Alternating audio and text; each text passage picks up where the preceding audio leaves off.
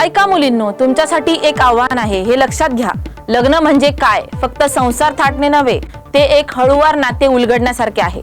एकमेकांचे दुःख सहन करत बसणे नव्हे, तर एकमेकांना समजून घेणे, एका दुसऱ्याची जबाबदारी घेणे, ती झटकून टाकणे नव्हे. आणि हे नवऱ्यांनो, तुमच्यासाठी पण लग्नानंतर तुमच्या बायकोची स्वप्ने, तिचं करिअर, तिची इज्जत हे सारं महत्त्वाचं आहे.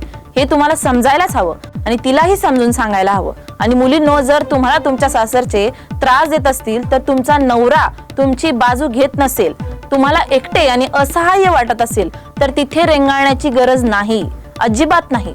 आता जरा सासरच्या मंडळींना पण ऐकवा. अहो, तुम्ही तुमच्या घरी मुलगी लग्न करून येते, ती कुणाची तरी लाडकी लेक असते. तिला तुमच्या स्वतःच्या मुलीसारखी सांभाळा.